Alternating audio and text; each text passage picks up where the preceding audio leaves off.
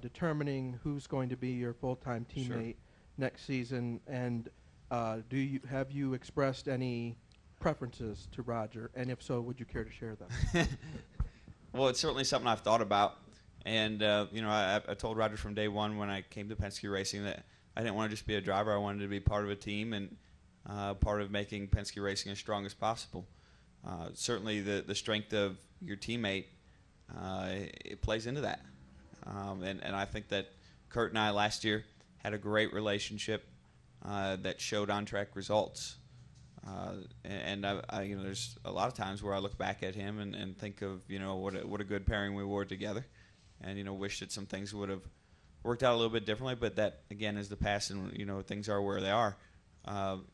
Along those lines, that was just starting to develop with AJ. Only time would tell how successful we would have been together. But again, that's a road past. So now the key is looking forward to try and find another situation like what we had with Kurt that led to two very successful teams. And really, something that I'm very proud of was that Penske Racing was the only team or company, I should say, in the sport that was able to get all their cars in the chase.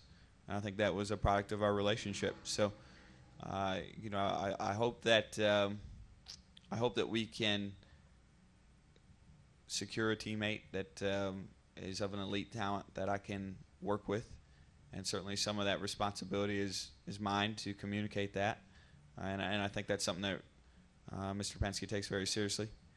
Yeah, so there's no guarantee of that, but I know that he's on my side and I'm on his, and if we all got each other's backs, it'll work out. So it's something we've discussed, but I can't tell you that we have come up with an answer on. Marty? What was your question? Bob Pockers?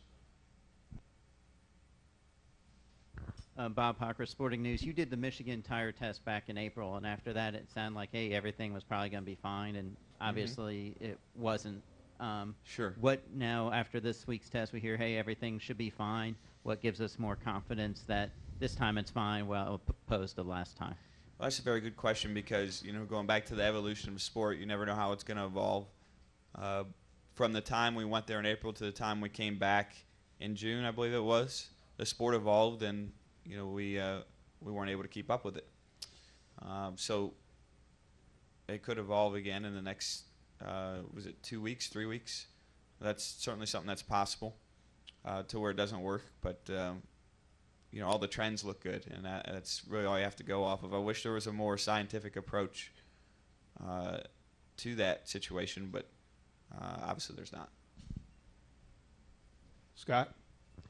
Brad, can you just talk a little bit about 6 races to go with the chase? If we were to start today, you're in, but you're kind of in that precarious 9th spot there. Just kind of talk about your mindset over the last 6 races going into the chase. Well, I don't look at I don't see where anyone within the top 10, it matters. The only thing that matters is how many wins you have and your gap back to 11th. And our gap back to 11th is more secure than it's ever been. And our wins are right there with everyone else that's at the top level. So whether I was sitting 10th or 1st, that's all that matters. Even sitting 1st means nothing. So that's where our focus has been and will continue to be throughout what I would call our regular season or pre-chase. And then once he gets to the chase, then those numbers matter. But until then, I think they're insignificant. And, I'm not concerned about those things. But the only thing I really am concerned about now is winning a race and winning another race and then another race. That's what drives me before the chase starts. Any more questions? David?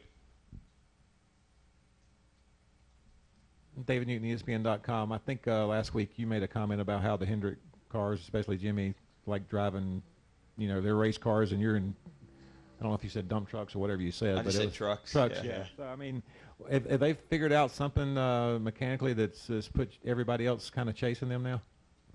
Yeah, they've evolved their cars, certainly. And like I said, the onus is on us to keep up. And to go back to what I said here earlier, that I think there was a lot of parity earlier in the season where from what I saw last weekend, that disappeared. So we've got to evolve if we're going to have a shot at having the same speed they have in the chase. There's more to winning races than just speed. I think those that have been here for a while know that. You still have to execute your weekend, make smart decisions inside the car and behind the pit box, etc. And reliability is always a concern as well. I think we've seen that this year, perhaps more so than ever, as far as my time in the sport is concerned.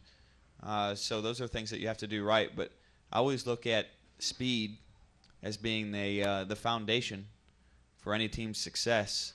And right now, they're at an A, and the rest of us are at B's and C's. So we've got to step it up.